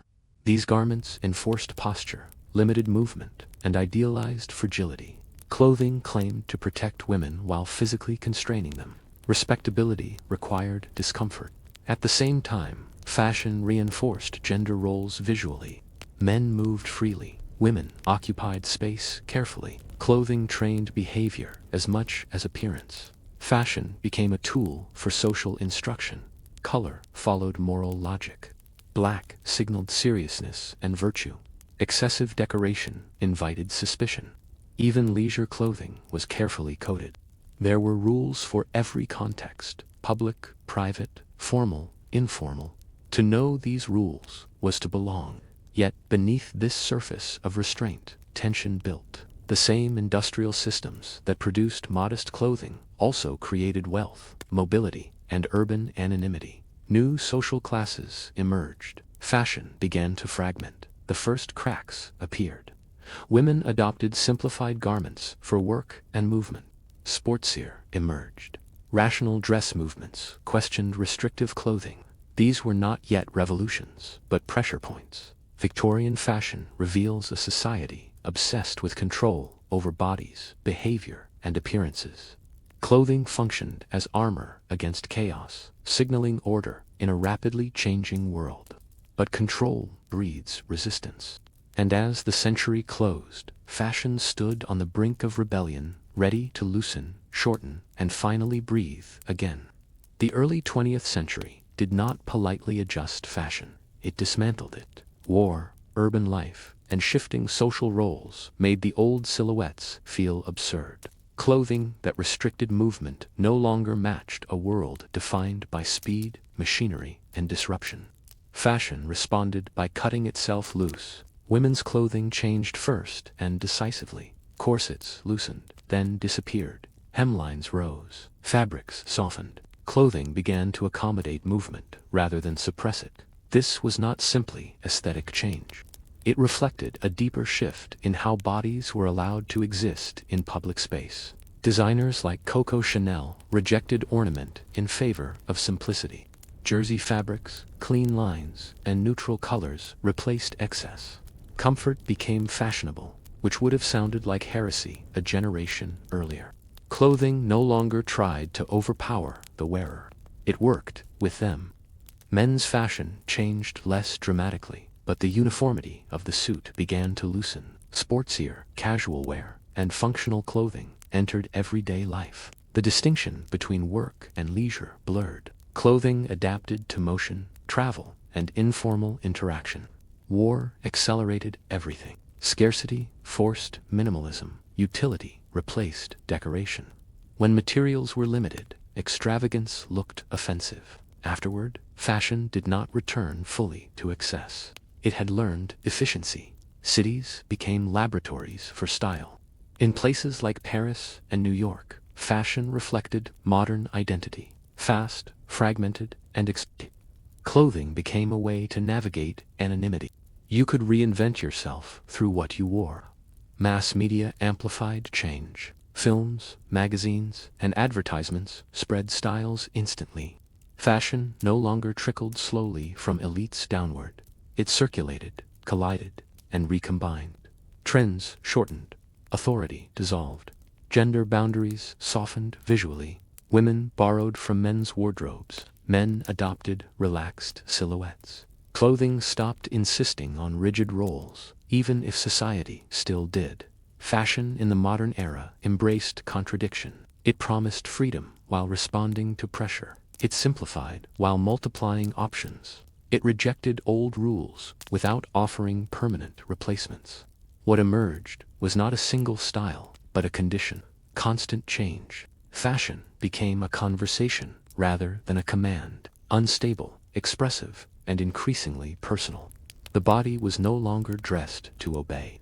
It was dressed to move, adapt, and survive a world that refused to stand still. By the late 20th century, fashion stopped pretending it could speak for everyone. Instead of enforcing order, it fractured into voices, loud, contradictory, and deliberately confrontational. Clothing was no longer trying to reflect society. It was trying to argue with it. Subcultures took control. In post-war cities, young people used clothing to reject the values they inherited. In London, punk stripped fashion down to provocation. Torn fabric, safety pins, leather, and aggressive silhouettes rejected polish entirely. These clothes were not designed to last. They were designed to offend, to expose systems that felt rotten beneath the surface. Fashion became refusal. Other movements followed different paths. Street communities built around practicality, visibility, and coded belonging. Logos replaced tailoring. Sneakers replaced formal shoes. Clothing spoken signals. Who you listened to, where you came from, what you resisted.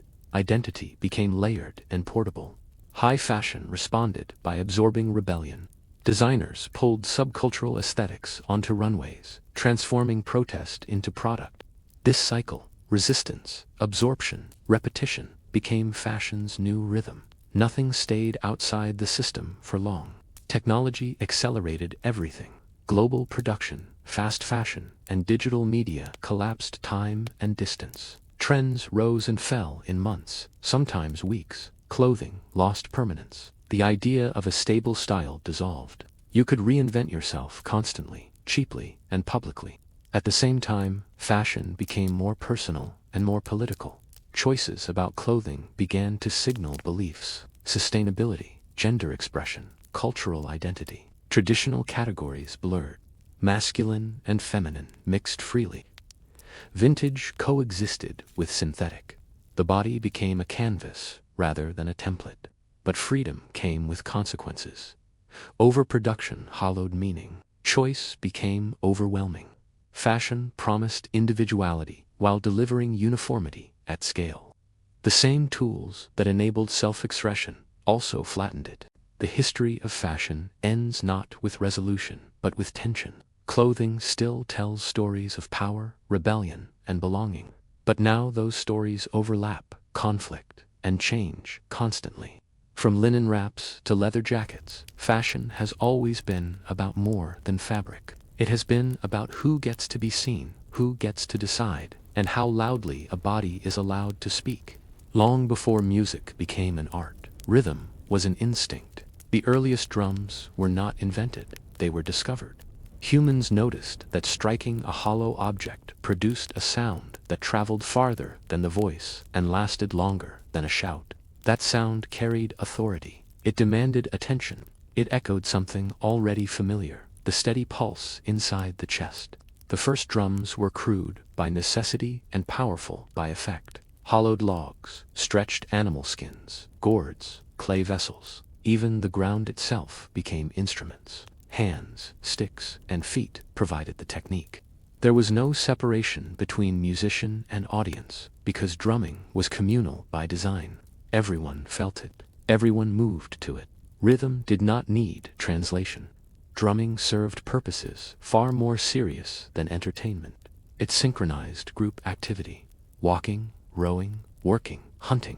A shared beat aligned bodies into a single unit. In dangerous environments, coordination meant survival. Rhythm created order where chaos threatened. But drums also crossed into the invisible. The repetitive pulse altered perception, pulling listeners into trillic states. This made drums essential to ritual. They marked transitions, birth, death, initiation, mourning. The beat connected the physical world to something unseen, whether spirits, ancestors, or collective memory. In many cultures, the drum was not considered an object, but a living presence. Unlike melodic instruments, drums demanded no tuning to nature's scales. They spoke directly to the nervous system, loud enough to summon, steady enough to command, flexible enough to signal. A change in rhythm could warn of danger, announce celebration, or enforce authority. The drum became an early form of language, abstract, but universally understood. What makes drums unique is their inevitability. Every culture developed them independently, not because of imitation, but because rhythm is embedded in biology. Heartbeats, footsteps, breathing. The body is already a percussion instrument. Drums externalized what humans already were. There was no elite class of drummers at first. Rhythm belonged to everyone. It was shared, repeated, inherited. Children learned it before words. Elders preserved it through repetition rather than notation. Knowledge lived in the hands, not on the page. This is where the history of drums truly begins. Not in courts or concert halls, but around fires, in open spaces, among people who understood something fundamental. Before humans learned how to sing together, they learned how to beat time together. The drum was the first instrument because it was the first truth. As human societies settled and grew more complex, drums moved from instinctive tools into sacred instruments. In the earliest civilizations, rhythm became formalized, regulated, and infused with spiritual authority. Drums were no longer just beaten, they were invoked. In ancient Mesopotamia, percussion accompanied temple rituals and royal ceremonies. Drums marked offerings to the gods, processions through cities, and the presence of authority. Their sound was believed to travel beyond human ears, carrying prayers upward and summoning divine attention. Silence in these moments was not neutral. It was dangerous. In ancient Egypt, drums held a similarly sacred role. Frame drums and barrel-shaped drums appeared in religious festivals, irari rites, and celebrations honoring the gods. Rhythm guided dancers, priests, and participants into coordinated movement, reinforcing cosmic order. The idea that society, nature, and the divine were meant to move in harmony. Drums also became instruments of power. In early states, sound controlled space. A drum beat could command attention across crowds long before written announcements or amplified speech. Leaders understood this instinctively. Ritual drumming framed authority as something sanctioned not just by people, but by the heavens. In many cultures, the drum itself was sacred. Materials mattered. Animal skins were chosen carefully, often from creatures associated with strength, fertility, or protection. The act of making a drum could involve ritual preparation, offerings, or purification. The instrument was believed to contain spirit, memory, or ancestral presence. To strike it incorrectly was not merely a musical error, it was a breach of respect. Drumming also regulated time. Festivals followed rhythmic cycles. Ceremonies unfolded according to beats rather than clocks. Repetition anchored memory in societies without written records. Rhythm preserved tradition. Unlike melodic instruments reserved for trained specialists, drums remained communal, even a society stratified. While priests or musicians might lead, participation was collective. The beat invited response. It was inclusive by nature. What distinguished early civilization drumming from prehistoric rhythm was intention. The beat now meant something specific. It signaled sacred moments, reinforced hierarchy, and stabilized belief systems. Rhythm became architecture for society, invisible but foundational. As civilizations expanded, drums traveled with them. Trade, conquest, and migration carried rhythms across regions where they adapted without losing their core power. The drum had become more than a heartbeat. It had become a bridge between humans and gods, order and chaos, sound and meaning. As societies expanded beyond villages and cities, drums acquired a new, harsher role. They became tools of coordination in conflict, instruments that could move bodies across distance, impose order in chaos, and turn sound into command. On the battlefield, rhythm was authority. In ancient China, large war drums were used to signal advances, retreats, and formations. The beat replaced speech, cutting through noise and confusion. Soldiers trained to respond instinctively to rhythm, not words. A single pattern could mobilize thousands. Silence, again, was never accidental. Across ancient India, drums accompanied armies and royal processions alike. Percussion announced power before it arrived. The sound of drums rolling across open land was psychological warfare. It warned enemies, energized troops, and framed combat as ritualized duty rather than chaos. Drums excelled at distance. Before flags, horns, or radios, rhythm traveled reliably through air and terrain. Unlike speech, it could not be misunderstood. Linguistically, the body recognized it immediately. Fast meant urgency, slow meant control, repetition meant order, change meant danger. In many cultures, drummers held protected status within armies. They were not simply musicians, they were tactical assets. To silence an enemy's drums was to disrupt command itself. To lose your own meant confusion, panic, and collapse. Beyond battle, drums structured civic life. They announced curfews, assemblies, executions, and celebrations. Cities pulsed to regulated sound. Time was kept by rhythm rather than clocks. The drum governed daily movement. Yet, even in war, drums retained symbolic weight. Beating the drum before battle invoked ancestral protection and moral justification. Conflict was framed as necessary, sanctioned, and meaningful. Rhythm made violence feel ordered. This dual nature, sacred and brutal, defined the drum's expanding identity. It could summon gods or summon soldiers. It could heal or terrify. The same instrument served both altar and battlefield without contradiction. As empires collided, rhythms crossed borders. Military drumming styles influenced one another, evolving through contact and conquest. Patterns became sharper, louder, more standardized. Precision mattered. By this stage, drums were no longer communal in the old sense. They were specialized, disciplined, and strategically deployed. Rhythm had become a language of power, one that could organize belief, enforce obedience, and move history forward with a beat that could be felt long before it was understood. While many civilizations used drums to project authority from the top down across much of Africa, drumming evolved in the opposite direction, outward from the community itself. Here, drums were not background instruments or tools of command. They were voices. To understand African drumming is to understand rhythm as social structure. In many African societies, drums functioned as a form of speech. Tonal languages allowed rhythms to mimic the rise and fall of words, turning drums into communicative tools. Messages could be sent across villages, announcements, warnings, celebrations, even personal names. The drum did not accompany language, it became language. Drumming marked every stage of life: birth, initiation, marriage, harvest, mourning. Each moment had its own rhythms, patterns learned through repetition and memory, rather than written instruction. To know the rhythms was to know your place within the community. Music was not separated from daily life. It was embedded in it. Unlike hierarchical court or military drumming, African percussion emphasized dialogue. Call and response patterns created conversation rather than command.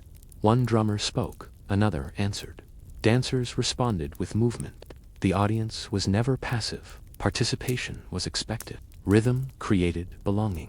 The instruments themselves varied widely. Djembes, talking drums, Dunan frame drums, each carried regional identity. Materials were local. Construction followed tradition. The act of making a drum was often ritualized, acknowledging the instrument's role as more than an object. A drum could represent lineage, history, and collective memory. Drummers held respected but grounded positions in society. They were historians, messengers, and mediators. Through rhythm, they preserved stories, genealogies, and moral lessons. Where written records were absent, drums remembered. This deep integration made drums inseparable from identity. Rhythm distinguished one group from another. It marked territory without borders. When people migrated, the rhythms traveled with them, adapting without disappearing. This tradition would later reshape global music in ways that are impossible to overstate.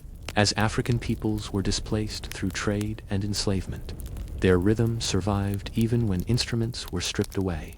Hands, feet, and voices carried the beat forward.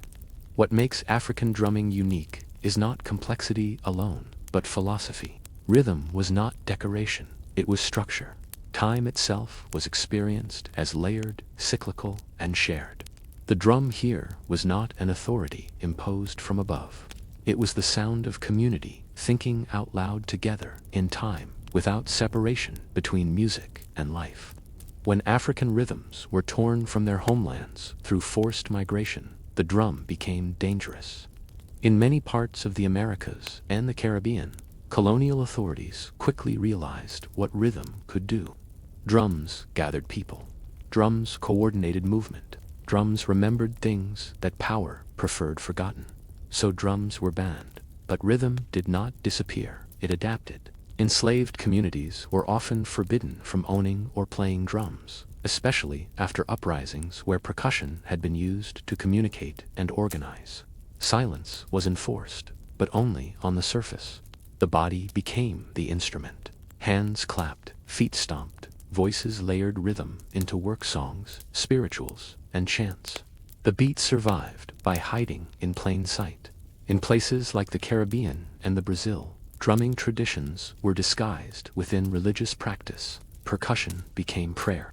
Rhythms were embedded into ceremony, masked as worship, while preserving ancestral memory. The drum was no longer always visible, but it was always present. Improvised instruments filled the gaps. Barrels, boxes, bones, tools, anything that could produce sound became part of the rhythmic arsenal. What mattered was not the object, but the pattern. Rhythm proved more resilient than material. In the United States, this transformation shaped entirely new musical forms. Work rhythms synchronized labor under brutal conditions. Spirituals encoded hope and resistance beneath religious language. Later, these rhythmic foundations would give rise to blues, jazz, and eventually, modern popular music. Even when melody changed, percussion carried the memory forward. What emerged from this period was not loss, but evolution. Rhythm absorbed trauma and converted it into structure.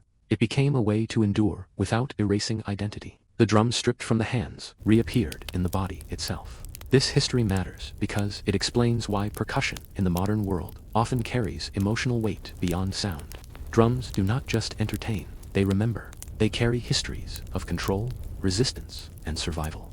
When drums eventually returned, openly in festivals, ceremonies, and music, they came back transformed, louder, layered, defiant. This chapter of drumming history is not about instruments advancing or techniques improving. It is about rhythm refusing to die. Even when stripped of wood and skin, the beat stayed alive, tapping through generations, waiting for the moment it could once again be struck openly without fear. As rhythm survived through adaptation and resistance elsewhere, Europe took a different path. Drums there were absorbed into systems, military, religious, and eventually artistic, where precision mattered more than communal expression. Percussion became regulated, standardized, and disciplined. In medieval and early modern Europe, drums were tightly linked to armies. Side drums set marching pace, enforced timing, and imposed unity on large groups of soldiers. Rhythm trained bodies to move as one. Unlike African call and response traditions, European military drumming demanded obedience, not dialogue. The beat was fixed. Deviation was error. This approach carried into ceremonial life. Church music used percussion sparingly, but rhythm still structured time. Bells marked hours. Processional beats ordered movement. Sound controlled space and behavior. Music reinforced hierarchy. As orchestral music developed, drums entered a new environment. In courts and concert halls, percussion became a supporting force rather than a leading voice. Tony, bass drums, and auxiliary percussion emphasized drama, tension, and resolution. They did not speak freely, they obeyed the score. The orchestra transformed drums into symbols of power rather than participation. A single strike could signal danger, triumph, or fate itself. But that strike was carefully placed. Improvisation disappeared, precision ruled. This shift reflected broader cultural values. Western music increasingly prized notation, control, and authorship. Rhythm was something to be written, rehearsed, and repeated exactly. The drummer became a specialist rather than a communal figure. At the same time, new instruments emerged. Advances in metalwork and tuning allowed drums to produce consistent pitch and volume. Percussion grew louder, deeper, more controlled. The chaotic pulse of earlier eras was reshaped into disciplined force. This transformation was not neutral. By placing rhythm inside rigid systems, Europe separated drums from their social roots. Percussion became something to listen to rather than something to join. The audience was expected to remain still, yet something was lost in the process. Drums gained precision, but lost flexibility. They gained respectability, but lost intimacy. Rhythm was no longer a shared experience. It was a performance. This tension would not last forever. As the modern world accelerated, the strict order of orchestral percussion began to feel constraining.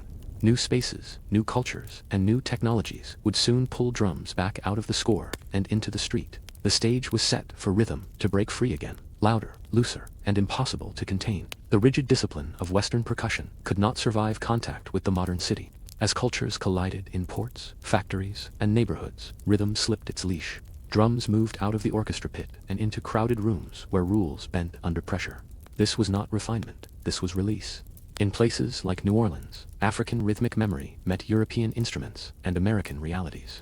Marching drums, church rhythms, work songs, and street parades overlapped daily.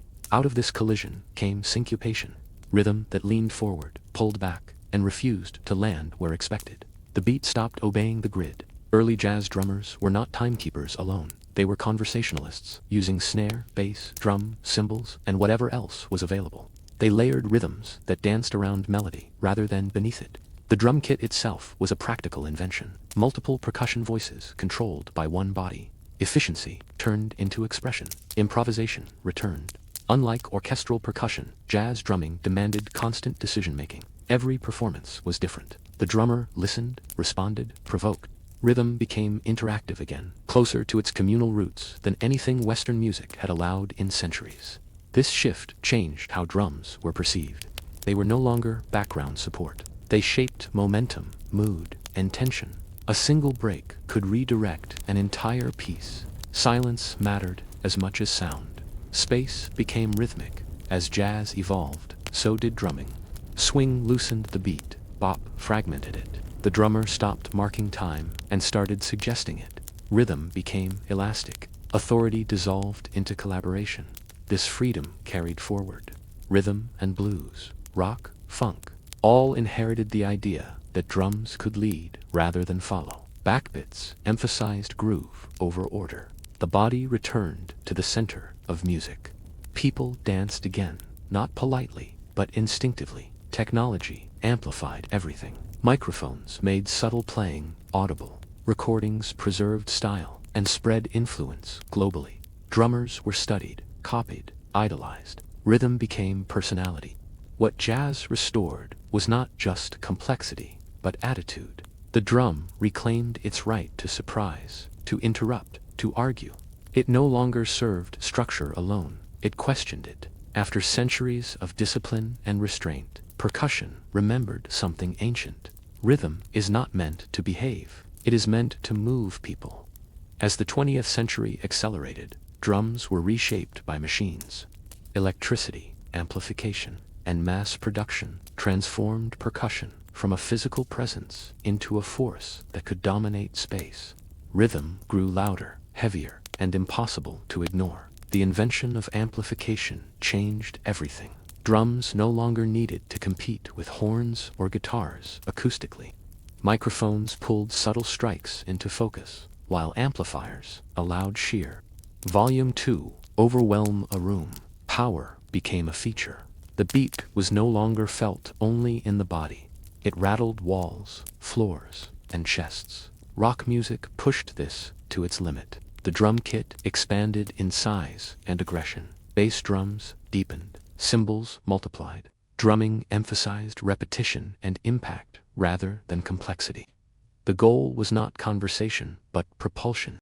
Rhythm drove crowds forward as a single mass. The beat became physical force. At the same time, industrialization standardized instruments. Drum kits were manufactured at scale, tuned for consistency rather than individuality. What was gained was accessibility. Anyone could buy a kit, learn the patterns, and join the rhythm. What was lost was regional variation. Sound began to flatten. Electronic technology took this even further. Drum machines removed the human body entirely. Perfect timing replaced feel. Beats looped endlessly without fatigue. This precision fit a world built on schedules, factories, and digital grids. Rhythm became mechanical. Yet this did not erase emotion. Instead, it changed how it was delivered. Electronic beats created hypnotic repetition, inducing trance states not unlike ancient ritual drumming, but stripped of visible ceremony. Clubs replaced fire circles. Lights replaced torches. The beat remained. Genres splintered rapidly. Funk emphasized groove. Metal emphasized speed and force. Hip-hop reclaimed rhythm as language, looping breaks and turning drums back into narrative tools. Sampling resurrected old beats, placing history inside new machines. Technology also democratized rhythm. You no longer needed strength, training, or physical endurance. You needed software. Rhythm became programmable, editable, shareable. The drum spread faster than ever before, crossing borders in seconds. But something uneasy emerged. As beats multiplied, silence vanished. Rhythm became constant background noise in ads, phones, public spaces. The drum risked losing meaning through overuse. Still, the core remained. No matter how artificial the tool, the effect was familiar. The body responded. Feet tapped, heads nodded, hearts aligned. Technology did not replace the drum. It magnified it, turning the oldest human sound into the loudest voice of the modern world. At the end of its long journey, the drum has not settled into a single role. It has accumulated them. What began as instinct became ritual, command, community, rebellion, and machine without ever losing its core function. The drum still does what it has always done. It aligns bodies, carries memory, and demands response. In the modern world, drums exist everywhere, often unnoticed. They pulse beneath music, advertising, film, and daily noise. Yet, when rhythm is stripped away, absence is immediately felt. Silence without beat is unsettling. The drum remains a psychological anchor. Across cultures, traditional drumming persists alongside electronic production. Indigenous rhythms are preserved, revived, and recontextualized. Drums appear in protests, ceremonies, and healing practices, not as nostalgia, but as continuity. Rhythm still gathers people when words fail. Drumming has also returned to the body. Percussion circles, therapeutic drumming, and communal rhythm practices reclaim something ancient. Participation without performance. You do not need talent to beat time. You need presence. This accessibility explains why drums remain powerful long after more complex instruments have risen and fallen. At the same time, the future of drumming is uncertain. Artificial intelligence can now generate perfect rhythms endlessly. Machines can simulate human feel convincingly. Precision is no longer a limitation. Meaning, however, remains unresolved. A flawless beat does not guarantee connection. What separates a drum from noise is intention. Someone chooses when to strike. Someone responds. Even in digital spaces, rhythm still seeks bodies to receive it. The drum's history reveals a pattern. Whenever rhythm becomes too controlled, it escapes. Whenever it is banned, it reappears elsewhere. Whenever it is mechanized, it finds a way back into flesh. This cycle has repeated for thousands of years. The drum does not evolve toward complexity. It circles back to necessity. It thrives where speech collapses, where order fails, where people need to move together without explanation. From tribal fires to concert stages, from battlefield signals to bedroom speakers, the drum remains unchanged in purpose. Even as tools shift, it is still the fastest way to turn many into one. The history of drums does not end here, because rhythm does not conclude. As long as humans have bodies, there will be a beat to follow.